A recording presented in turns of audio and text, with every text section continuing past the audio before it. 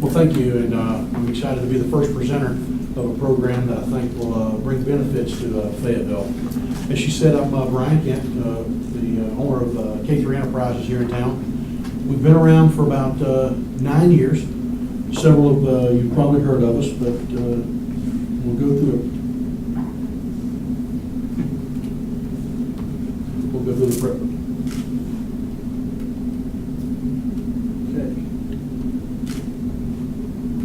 What we do is emerging technology.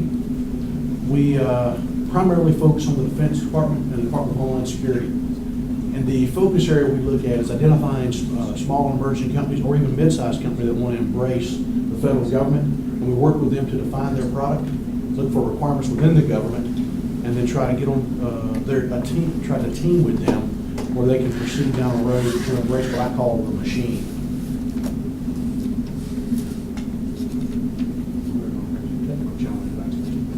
One of our strengths and what's important for us at K3 is I'm very passionate about building the local community. I try to help out at Fayetteville Tech, I try to help out at Methodist, Fayetteville State, and Chamber of Commerce to build a community. And that's one of the things that we've got in our values commitment and our mission statement is to build relationships across the community to fulfill the need. There we go. Yeah, thank you. As a small company, this is actually our geographical footprint over the last 4 years. These are the states and or countries, or continents we've actually conducted work on. We continue to fill it up, or we continue to try to fill in the spaces, you could say, that are dark or gray. But as you can tell, we're not afraid to get on one of the airlines and go somewhere to conduct work. We think certifications are very important for our organization. All of our people, whatever their skill set is, we try to make sure they have industry certification for the company. We're ISO 9000 certified. We stay certified with FEMA. And we try to follow all the guidelines of ITIL and PMI for all of our program management and all of our infrastructure. The 4 areas that we like to work in are called our 4 T's. Our 4 T's, as you can tell, all start with technology. It deals with introduction, integration, training, and sustainment. So we look at the end-to-end solution, which is our tagline. And in that, we start with the introduction of a new product into the system, and we'll go stay with that product all the way through the sustainment and the disposal at the very end needed. In the introduction phase, I currently work as a consultant to DARPA, so I'm actually out in front on early technology, trying to look at technologies that might fit the needs for several of the government organizations. And then, of course, for private industry, we work with them and try to identify or shape the product they're building to make it fit a requirement within the government. As part of that, we will actually build an integration package or a test package. We work with testing organizations across the U.S. to build a test plan to test a product and make sure it meets the needs of the customer.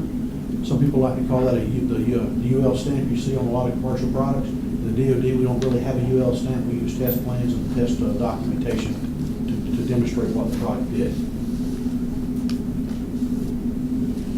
For training, we take this very seriously. This is exactly how we grew from just myself to a company. For every product that we work with, or every company we work with, or agency we work with, we try to build a training plan to make sure, as you can understand, engineers do not speak DoD or DHS. That's correct. So it is truly a glossary or a terminology or a word find to translate between what an engineer thinks he's building and how it's supposed to work, and use the same glossary and definition that the government's looking for. So as part of that, we'll build that training package, work with an engineering firm or an engineering team to build the right documentation for training, whether it's just a PowerPoint presentation, a quick start user guide, or we've actually worked with companies here in town and have done it ourselves, built our own gaming type capability for training. When we talk about sustainment, we have conducted sustainment worldwide, as you saw on our previous slide. But when we're talking about sustainment, this is really the supply, the refit, the movement, and the logistics to make things happen, or to stay with the product to coordinate maintenance, and how you're going to refit it or return it home. The latest area we've gotten involved in about 4 years ago is biometrics. This is a growing area for DHS and for the DoD. We are primarily focused in mobile biometrics, not the infrastructure like you see at the airports or at TSA or at Disney World where you can lay down 3 fingers for your 4-day pass. We are looking primarily at mobile devices that can be used by police officers or soldiers in mobile checkpoints. On the road, if they pull you over and you have a driver's license, they can let you lay your fingerprint down on the device and they'll tell them who you are. If you're overseas and you've got some of these borders that don't have good fences, you just not to be overseas for that, you can go to the U.S. for that. As folks are coming across the borders or are coming through checkpoints and they don't have a good ID or their ID is just torn up or washed out, there's capability there to identify those individuals.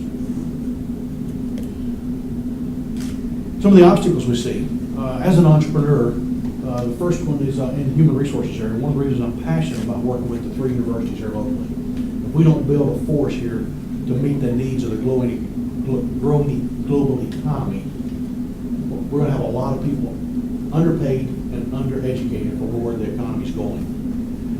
So education is key for qualified personnel.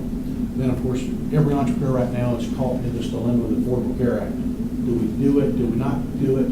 Do we just take the penalty and let our employees go somewhere and figure it out? Really, what does that human resource regulation look like as it keeps changing every 90 days on Capitol Hill?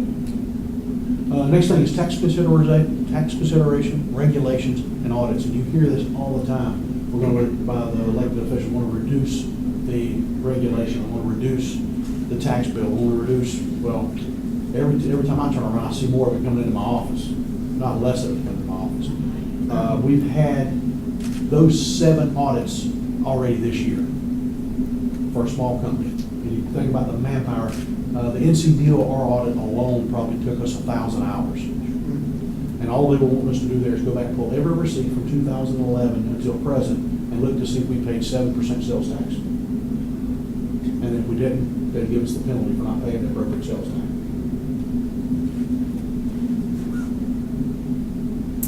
Future vision. We want to continue in the information technology area with a real focus in intelligence or intel analytics or business analytics, as some of you might know it as, and how you really streamline your marketing to get product that's still in a garage or inside some company and get it to a productive user that actually has the money to buy it. To expand our presence, we have a corporate headquarters here in town. Some of you have been there. Like I said, we've been in town about 8 years. We want to expand our footprint. Believe it or not, we have very few employees in Fayetteville. Most of our employees, as you can tell, are outside the Fayetteville area. We'd like to increase our presence here in Fayetteville, expand in Washington, D.C. Some of you approached me about the article you saw us in the paper. We just won a nice contract in Washington, D.C., so now once the government figures out how they're going to execute on that contract, we'll start performing. And then, of course, our other 2 areas of expansion are Tampa, Florida, and Charleston, South Carolina. This is a picture of our corporate headquarters, and at this time I will take any questions. What's in Charleston? Charleston is Spa War. They've merged the Naval Station and the Air Force Base down there. Now they have the Charleston, and Spa War is the new designated communications and cyber contracting office for the Navy. That was my question.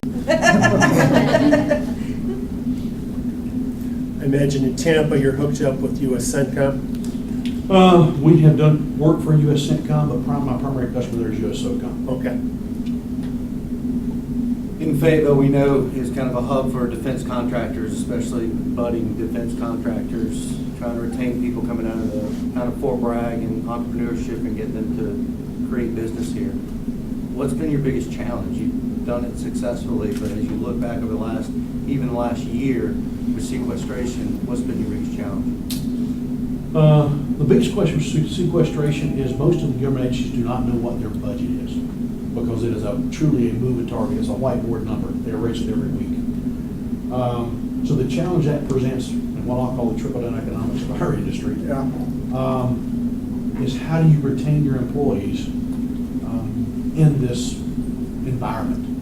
This September was probably the first month in the last 24 months there's actually been some type of motion in spending. To give you kind of a scenario, you asked about Charleston. 2 years ago, in our industry, a small business, you have to have a little tenacity and a little staying power, or you will not survive. Charleston reorganized their contracting shop 3 years ago. So for about a year, we followed how they were going to reorganize. We submitted a proposal, we won a proposal. We're a prime contractor in Charleston. We just renewed what we'll call our second option year. We're going into the third year of that contract. They still have not spent $1 on that, even though we spent about $65,000 writing the proposal. Let's fast forward a little bit. For 5 to 8 years, we spent hundreds of thousands of dollars winning proposals. In sequestration, they have decided, the contract shops, we have too many contracts out there. We are going to start consolidating them. They put in a creative sentence in there, they do not want to allow second-tier subs. In other words, you can't be a subcontractor for SAIC and then hire somebody to be your sub or subcontractor. Under this roll-up, under the government's guise, they're now taking an SAIC and a Booz Allen Hamilton or General Dynamics and merging them into one contract. So if you're a subcontractor for SAIC and you got rolled into a Booz Allen Hamilton contract or a General Dynamics contract, and you're the sub for SAIC, SIC just sent you a nice letter, said, we're sorry, but you can no longer work on this contract. Can you send us the resumes and social security number of all your employees so we can hire them? We lost 28 employees last September to that. We lost a few more this September to that. So when I say you're going to be able to fix skin, a little stand power, the other piece through sequestration was last September, they said all your new bids will revert to 2010 prices.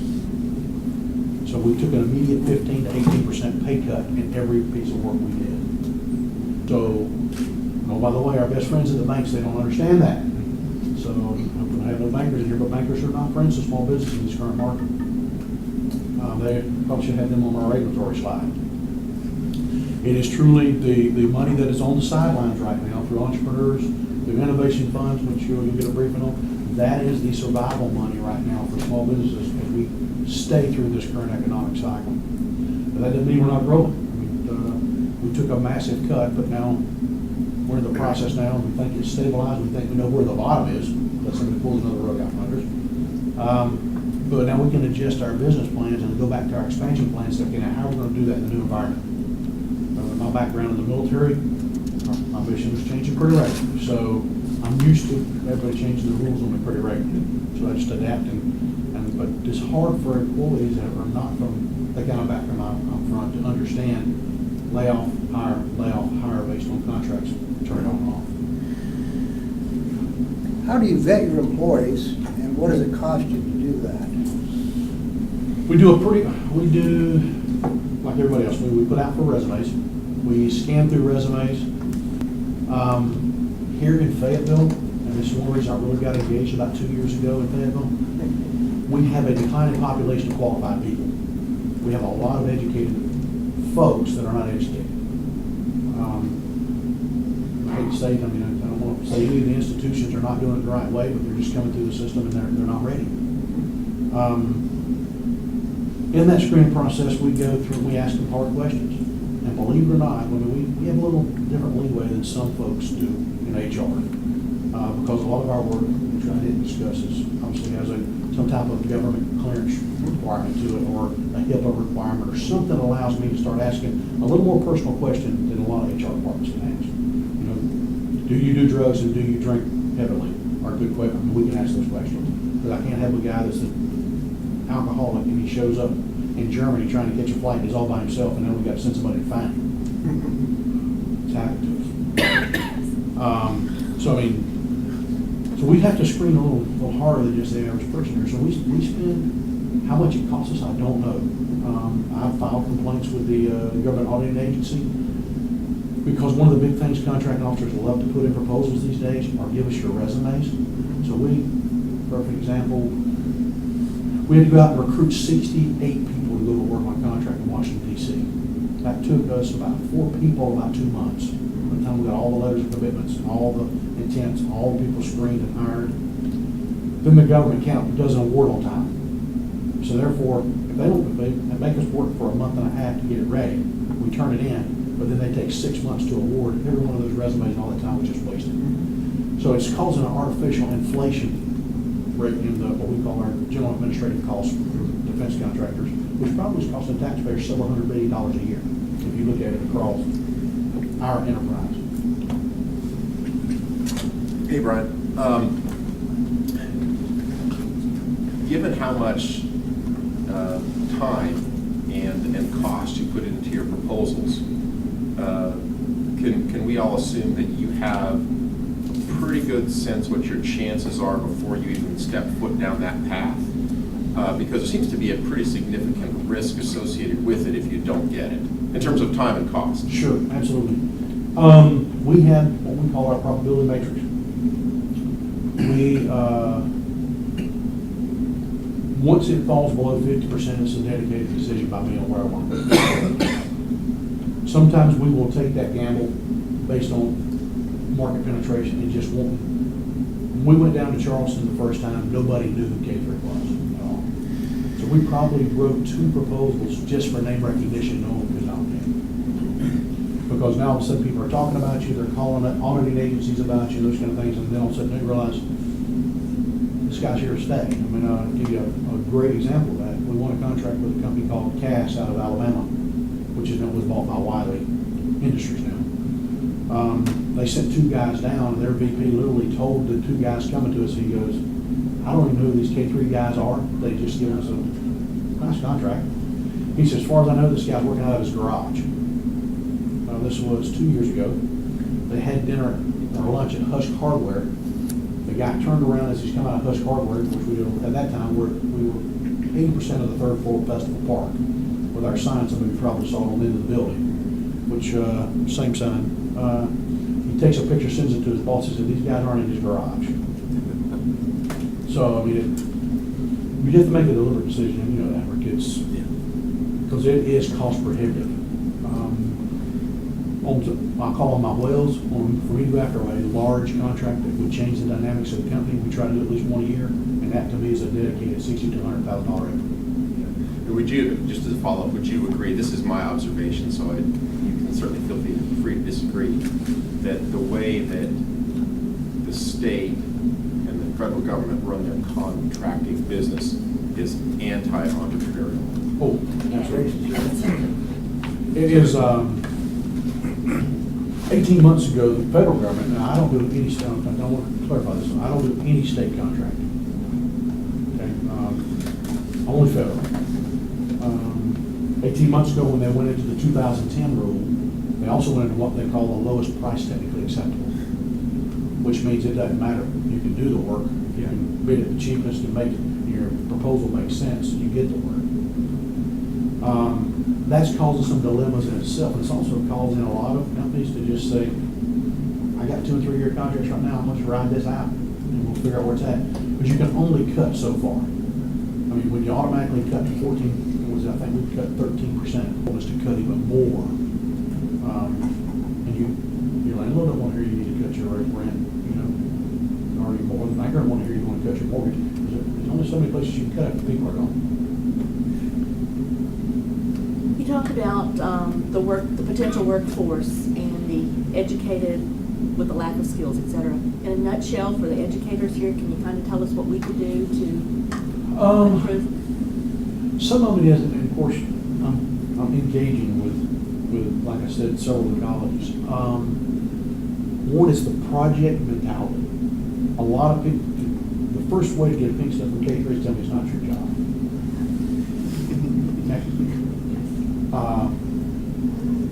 Matter of fact, if it wasn't for EOC and all those guys, we wouldn't have a job description. It'd all be the team, and the statement of work would come out, and everybody on the teams, this is your statement of work, whether it's 1 page or 40 pages.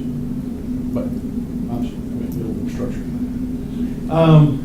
Part of it, I think, is the team. I mean, in college, we really focus on individual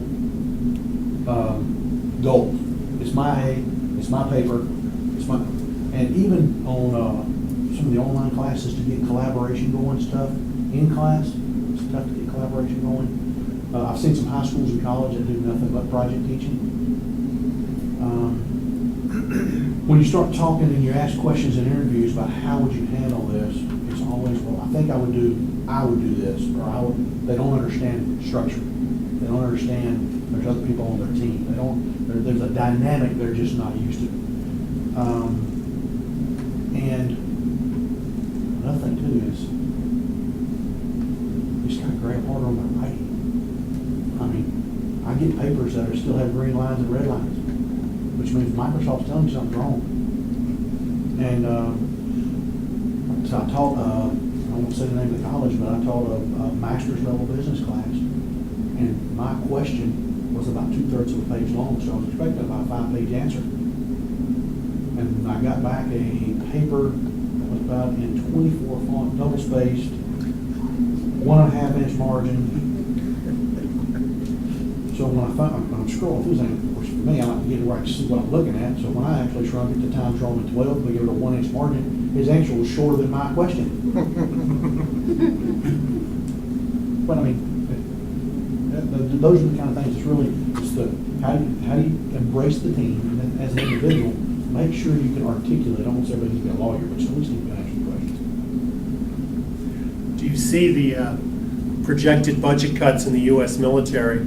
I know the Army is actually looking at cutting down to about 425,000. Sure. But do you see that as providing fertile ground for recruiting? We've always recruited veterans.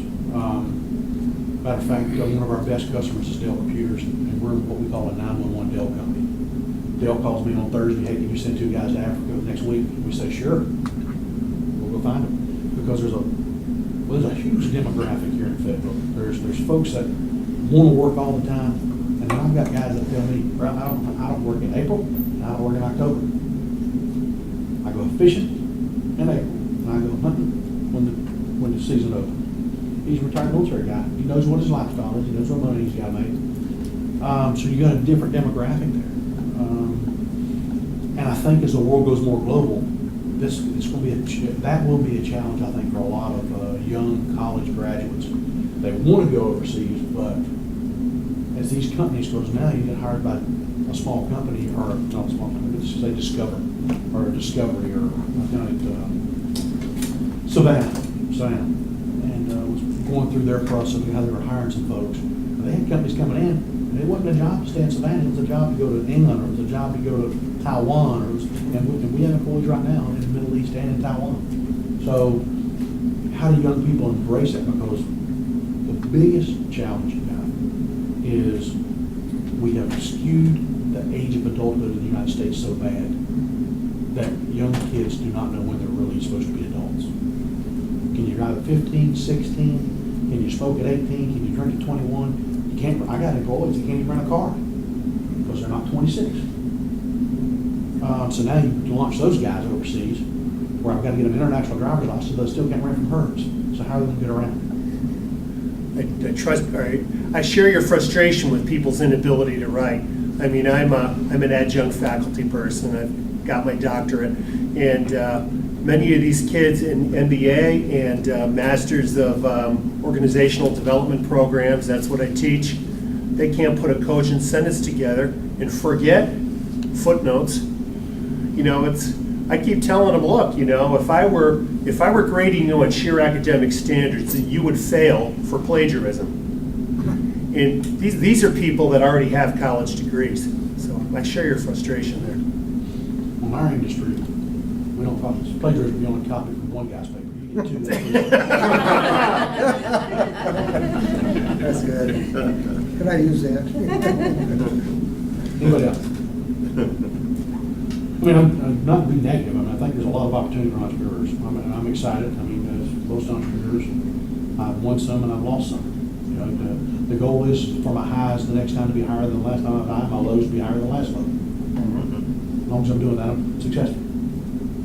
If a small business comes to you for advice, do you charge them?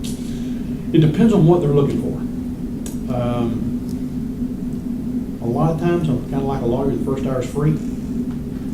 Not any lawyer I ever met. You know, they think about you on the crapper, it's billable hour. It really just depends on what they're asking me to do. I mean, if they want me to help them build their business from their idea, I can't do that for free. I mean, there's too many lessons I've learned over the last 20 years that I can't import that. I mean, they can't write notes fast enough. I can talk too fast in an hour, they can't get out of there, and they'll still be 3 months behind. On that piece, we have people on our team. We work with companies. I refer folks over to SBTDC. I refer folks over to North Carolina Military Business Center, because that's where the federal and state money has come to help them write business plans. I mean, there's folks that write business plans. My wife, she writes business plans, strategic plans for companies. She's our VP of strategy. So, I mean, when they're dealing with banks, if it makes sense for me to tutor them or to train them, there's usually kind of back to Rick's question earlier, if there's a reason to train them, we're really looking at, okay, you came to me because there's something we could probably do together and go make money together. If there's an opportunity for that, then in the DoD they call it the mentor protege program. I've run a couple of informal mentor proteges just because I think there's opportunity for what the idea is or the person is. When our emerging technology, when a company approaches me with a technology and they want to take it to market, we sit down and we come up with what my mission is to make that happen. Is it to help them define what they have? Is it my mission to go to CENTCOM, get a list of their requirements and come back and say, okay, how does your requirement fit that? How does your technology fit that requirement? I don't really get into the ownership play. I am on the board for the Angel Fund here in town, so and I do refer. I see young entrepreneurs. I send them to FTCC. I send them to the Angel Fund. There's also to the Biotech Fund in Raleigh.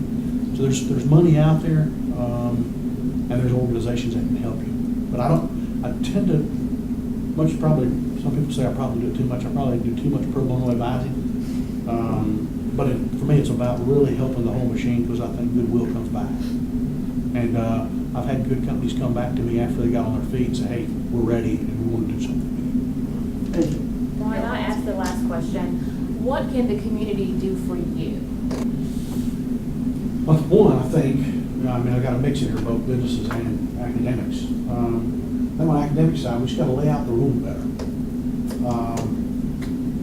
I am encouraged. I think, I don't think a lot of the instructors understand the internship programs for the universities as good as they do. I think that's one right there. I sit on the board at Fayetteville State Business and Economics, and we've had this discussion every 6 months for the last 2 years. How do we make our business and economics internships more valuable? And you've got plant managers at Goodyear that says we can take 30 if we don't have to pay them all. If we've got to pay them, I only got so much money in my budget. So it has to be a deliberate training thought process from the faculty as you're looking at interns and internships.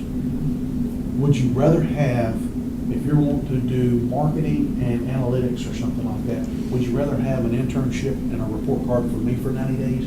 Or would you rather have the manager at McDonald's where you worked at the cash register for 90 days? Yeah. Just a deliberate. But now the socioeconomic and the demographic of the student dictate that too. Do they have to have that McDonald's paycheck before they can go, I won't call it resume painting, but really are working on what their future goal is in life? So I can't follow either way. Because if you're not walking in the student's shoes, you can't tell what's going on at their house.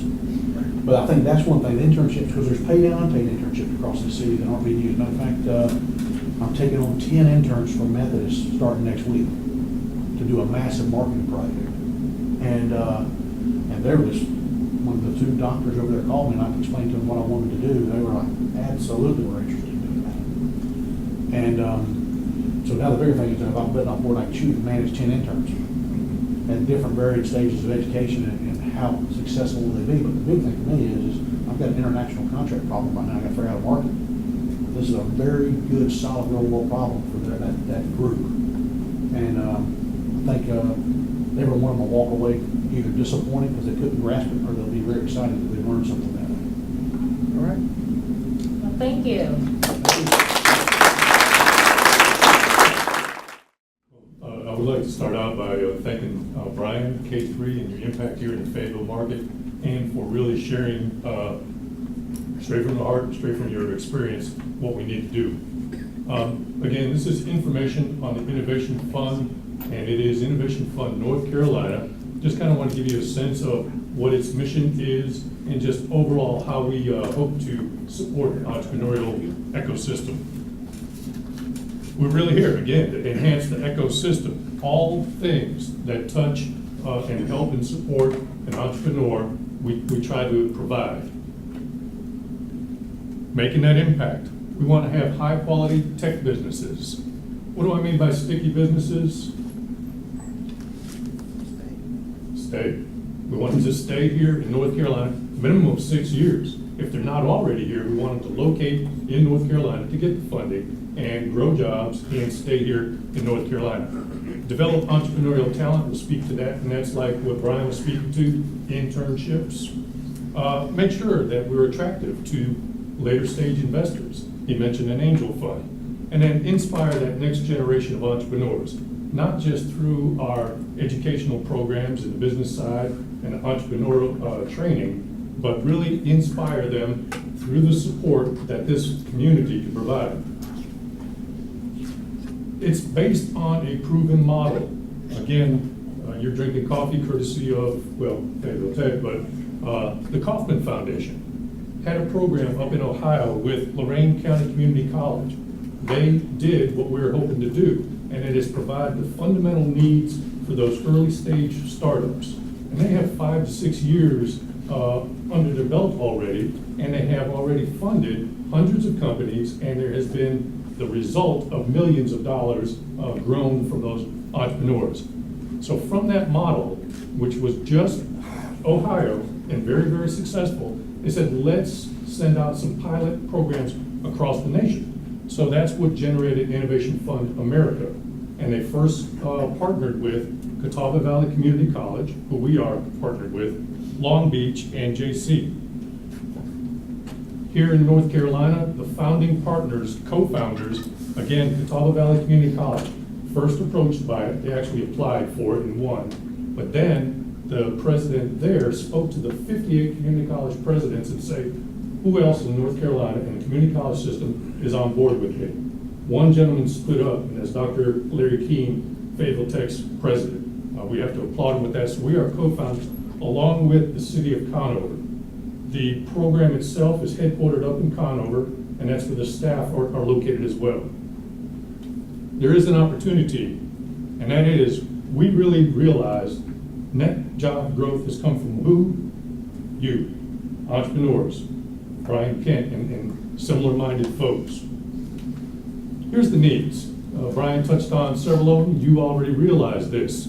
Capital, especially early stage funding, before angel investors, venture capitalists. Mentoring, one of the strongest things that this brings to an entrepreneur. I think your question was, what can you do to help a small business? We have that built in. Networking and space, that's what you need. What do we, Innovation Fund North Carolina, bring to it? Well, we think there's a solution, and we obviously have a value proposition. This is what we aim to do. Success for entrepreneurs, high growth companies, and support that ecosystem to make them successful. What is our objectives? Sustainable high growth technology buildings, businesses, create jobs, make sure that they have that experiential learning opportunities, and we say we're going to be successful when we help to turn great entrepreneurs into great companies. This is the ecosystem, everything that is wrapped around and supports the entrepreneur.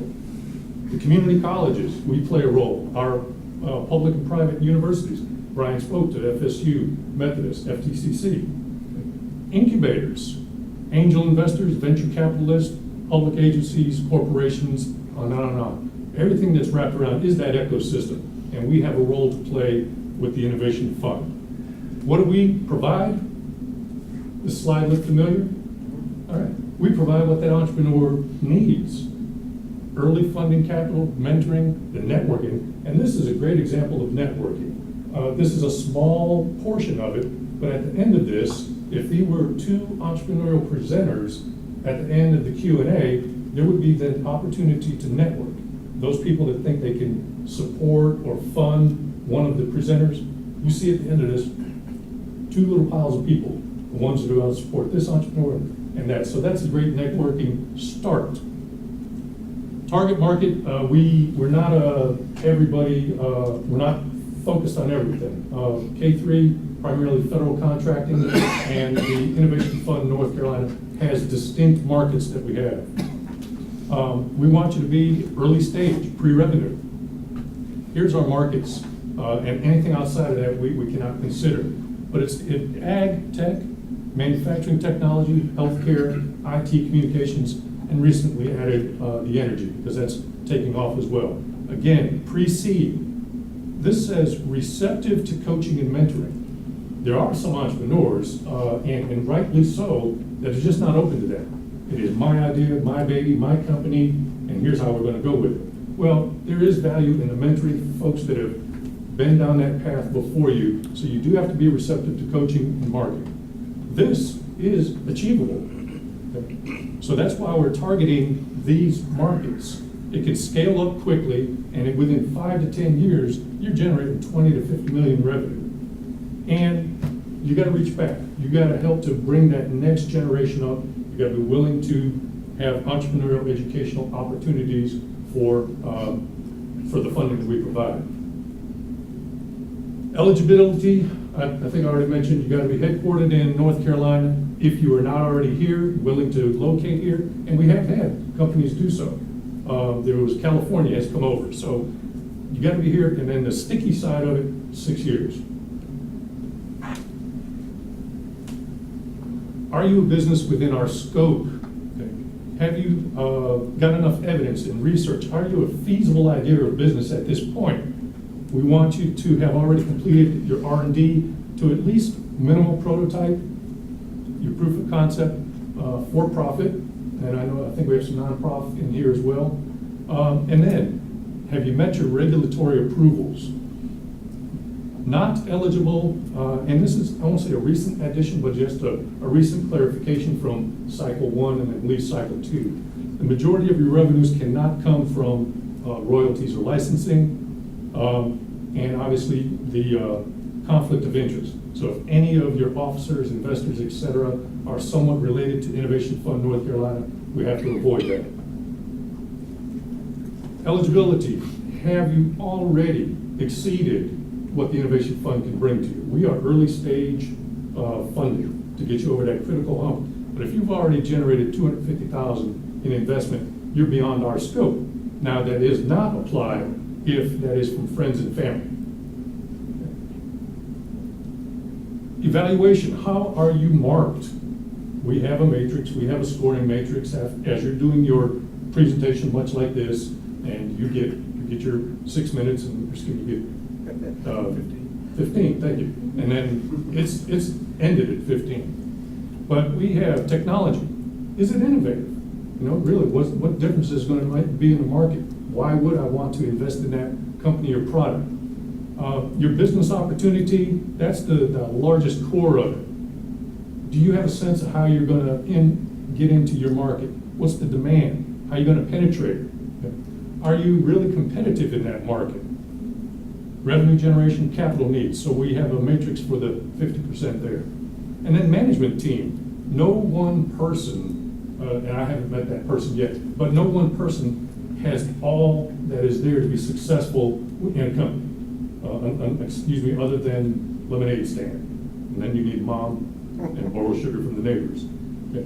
But the management team, bring people around you and associate yourself with those. You might have a strong technical and you lack that business acumen or the financial acumen. So bring that team, develop that team so you'll be successful.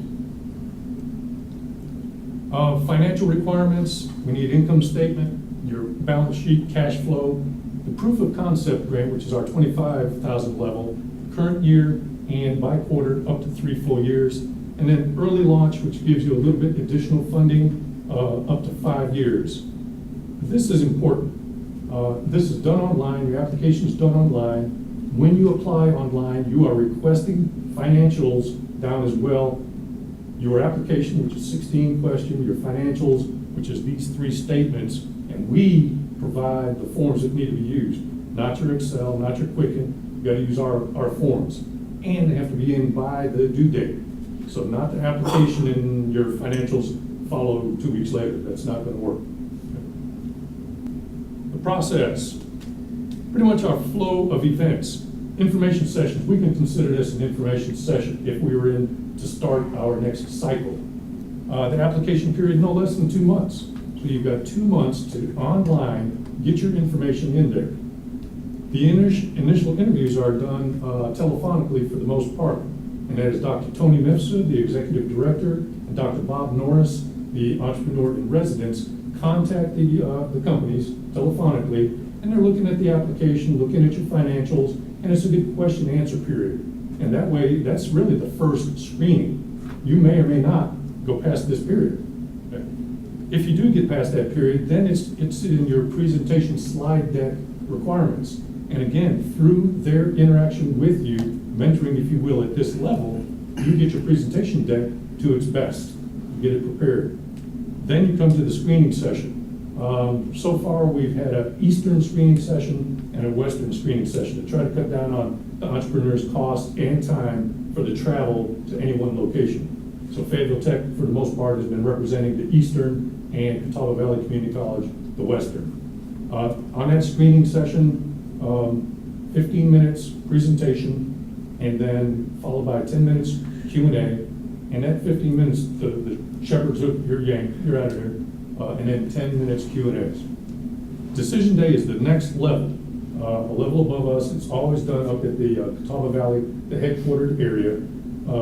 And let me say here, let's say application period, we may get inquiries. That's somebody that hits the internet site, the IFNC site, and looks at the application. Then you truly have those that apply. So let's say we've got 100 that made inquiries, 75 that actually completed the application.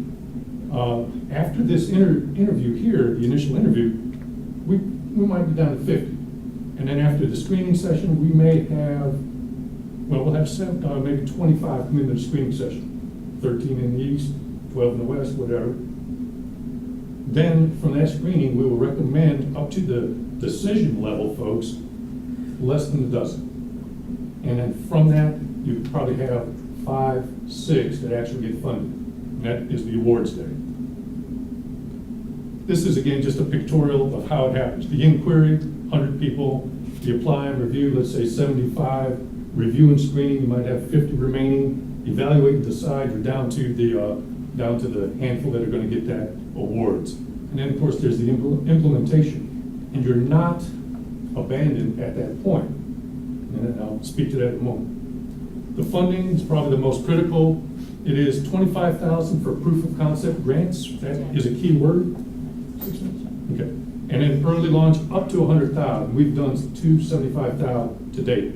Non-dilutive, very important to you. Additional requirements, this is the unpaid internship for the grant and the paid internship and replenishment for this funding. And at this point, I will open to questions. Yes, sir. TJ, when is the next round of funding? Very good. Or the process going to start for that? Yeah, we are actually in our third cycle, and we are at that review screening, and we're prepared to do the screening level, if you will, in late October going into November. We hope to have that award before the end of the fiscal year, calendar year. So that's cycle 3. We won't have cycle 4, or we may call it cycle 1 again, until early 2015. Did that answer your question? Yeah. Okay. Yes, sir. And that'll be announced, and please stay tuned. The website that we'll bring you to in a while. Just periodically look at that. Sir? There's a slide in there that says something about the monies cannot be from royalties or licensing. Why Yes, is sir. that? It's mainly not the ones that, those are apps. You develop an app, you're selling it out there for royalties or that nature, and it generally doesn't ramp up to job growth. It might be 1 or 2, you and the designer. So it's not our sweet spot. Did that answer your question? Did that, you still? Okay, so that's, Follow well, that's, yeah, I see that. That's not how Microsoft started out. They started off with licensing. Right. And pretty successful company. Yeah. Starting a franchise is not going to work. Yeah. Others? Out of curiosity, how much funding have been Well, real good. provided today? We had 2 funding cycles. We're in the 3rd, so just 2 funding cycles, $425,000 has been spent. and we don't call it spend, we call it investing. So good question. That's funding for entrepreneurs at a stage before they're getting angel investments or venture capitalists. They've probably exhausted their out-of-pocket, they've exhausted their friends and family, and it is a critical stage to get into that next step where they may then be more attractive to investors. Thank you. Anything else? There are some informational sheets out there. Highly encourage you to go to our website, and that is on the little placards that will be available for you. I'd like to show you, if I can, just our portfolio.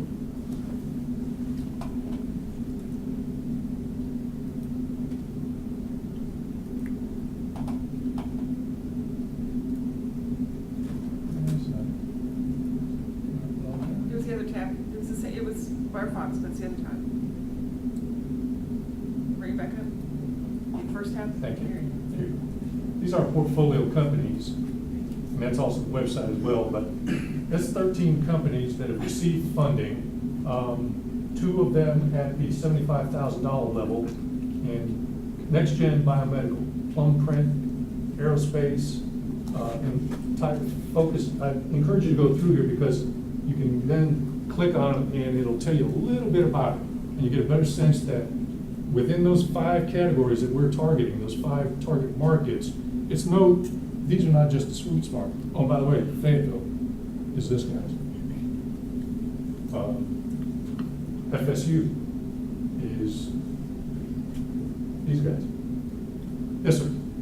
I'm not clear on, when you give them the money, you're giving it to them as a grant, or you're getting an equity interest, or it's a loan? Thank you very Exactly much. what is this? Excellent question. On the $25,000, that is a grant. And that's no repayment to us.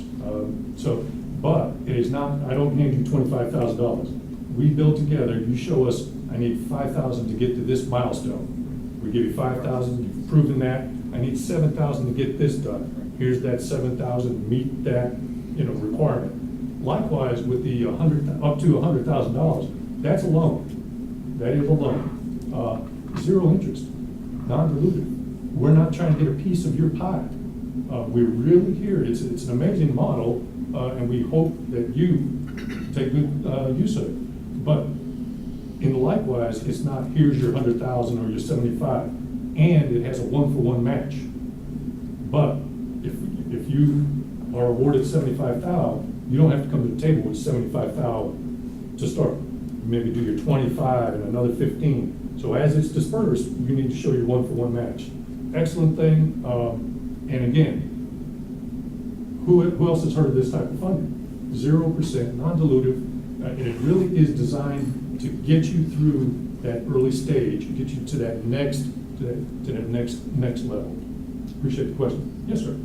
I've got a product, sound like it would be a very good fit for this. What is it? I've already got a proof of concept, prototype, and actually already took it up to the Department of Transportation. Excellent. Got approval for them to equip about 8,000 or 9,000 of their vehicles. Sweet. Waiting on approval from the folks that create the budget of the level. Right. The next stage is basically manufacturing, and that's where I'm at with that. So how could that $25,000 grant apply if I'm? You may consider the 100,000.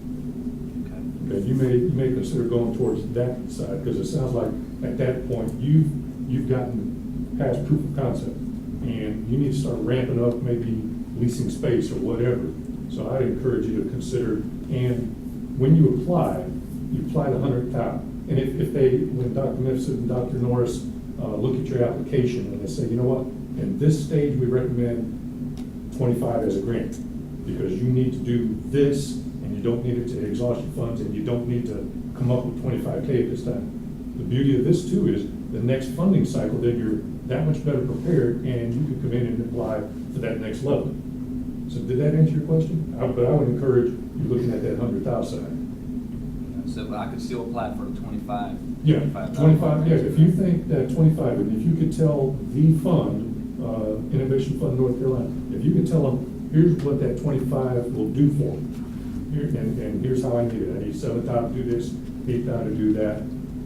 That'd be a good start. And the beauty of this is there are several in the portfolio that were unsuccessful in cycle 1. and then came back for cycle 2. Because of the mentoring, because of the lessons learned and the feedback, their slide deck was that much better. Their business concept was that much better. They added one more person to the team, a little financial acumen, and then they presented and got funded. So you can come back to the well a number of times. Highly encourage anybody that is looking for funding to start here because of that mentoring and that feedback. They don't abandon you. And these guys, Dr. Mifsud, you look at his bio, serial entrepreneur, $1 million industries, buy and sell, and then Dr. Bob Norris, serial entrepreneur, does some things. He's looking at some DoD things as well. Sadly, we can't fund him because he's IFNC. Did I answer your question? And I'd highly encourage you to get one of those flyers. Check us out. Look at the website to begin with, and then keep your ears open. We will certainly announce when that next funding cycle opens. But at this point, we're still in cycle 3, and we want to fund those folks first. Thank you, TJ. And are you right here at Fayetteville Tech? Are you at Fayetteville Tech, or just in Fayetteville? In Fayetteville. Excellent, excellent. Appreciate it. Thank you all. All right.